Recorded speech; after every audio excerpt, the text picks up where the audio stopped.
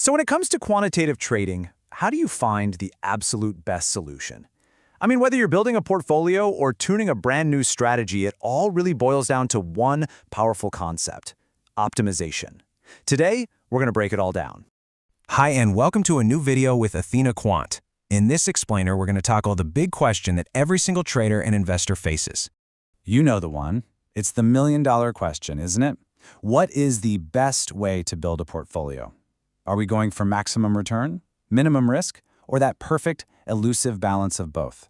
Today, we're diving into the mathematical tools that quants use to find that answer.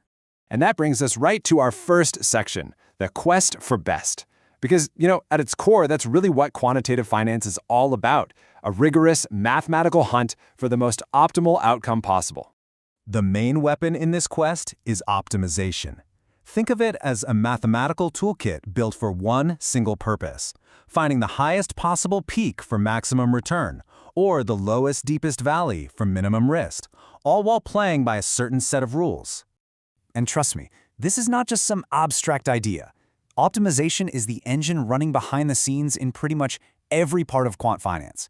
From putting together the perfect portfolio to tuning super complex trading strategies and even training machine learning models, it is quite literally everywhere. Now, to really get a grip on how these tools work, it helps to visualize the problem. So for our second section, let's think about this idea of mapping the financial landscape. So imagine that every financial problem, like trying to find the best portfolio weights, creates this complex three-dimensional landscape full of hills and valleys. Our job as quants is to navigate this terrain to find the very lowest valley, which represents minimum risk, or the very highest peak, which is our maximum return.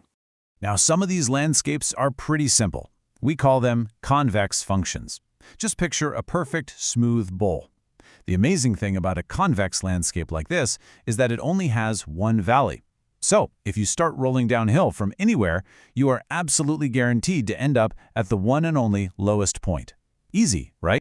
But what happens when the landscape isn't a simple bowl? Well, that's what we call a non-convex problem. This is a treacherous landscape with tons of different valleys, but only one of them is the true global minimum. A simple method might get you to the bottom of some small local valley and stop, leaving you stranded far away from the actual best solution. And this is exactly why we need a whole toolkit of different optimizers. Okay, let's move on to our third section and actually open up that toolkit. We're going to look at a few different optimizers, and you'll see how each one is designed for a different kind of landscape. So first up is gradient descent. Let's call this our basic hammer. It's the simplest tool in the box, for sure. At any point on the landscape, it just looks around and takes one small step in the steepest downhill direction it can find. Super straightforward, but yeah, it can be slow, and like we just said, it can get stuck in those little local valleys really easily. So how do we make it better? Well, what if we added some inertia, some memory of where we've already been? And this brings us to momentum, our sledgehammer. It builds on gradient descent by adding that inertia. Think of it like a heavy ball rolling downhill. It starts to build up speed, right?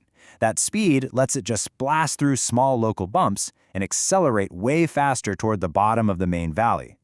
Okay, that's a big improvement, but what if our tool could actually learn and adapt as it goes, as it explores the landscape? So, let's meet ADAM, which stands for Adaptive Momentum Estimation. This is our smart tool. It combines the raw power of momentum with something called adaptive learning rates. This means it can take these huge, confident steps when the path is clear, but then take small, careful steps when the terrain gets tricky. It's adjusting its speed on the fly. It is so effective that it's become the gold standard for navigating those incredibly complex landscapes you find in deep learning. And finally, we have BFGS, a precision instrument. So while the other tools only look at how steep the slope is, BFGS also considers the shape of the slope, its curvature. By understanding the landscape in much more detail, it can plot a much smarter, more direct path to the bottom. It moves with incredible speed and precision.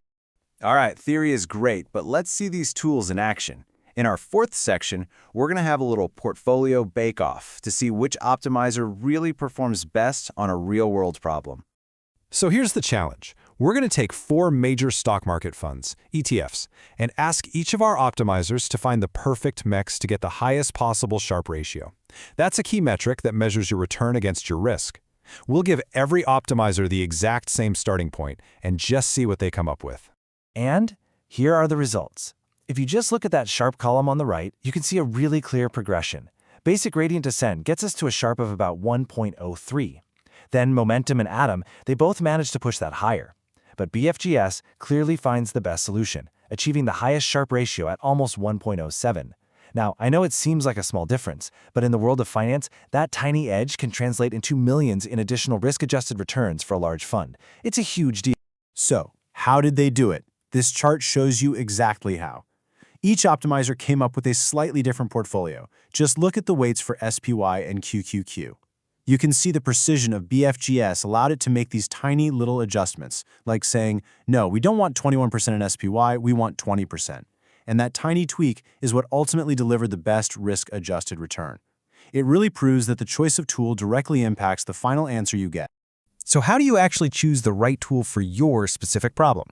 Well, that brings us to our final section, the optimizer's decision tree. Here's a pretty simple framework you can use. First, you have to ask, is your problem convex, like that simple bowl we talked about? If the answer is yes, BFGS is a fantastic choice. If it's a non-convex, treacherous landscape, then the next question is, can you easily calculate the slope at any given point? If you can, atom or momentum are going to be your best friends. And if you can't, well, then you'll need to use a whole different class of tools called gradient-free methods. And that, right there, is really the key takeaway from this entire explainer. The choice of optimizer is not some minor detail. It is fundamentally important. You have to understand the shape of your problem, the landscape, and then pick the right tool to navigate it. It's absolutely crucial if you want to find the true optimal solution and not get stuck in some random suboptimal valley. So the next time you're building a model or a portfolio, just think about this. Your financial problem has its own unique landscape. Are you using the right tool to navigate it?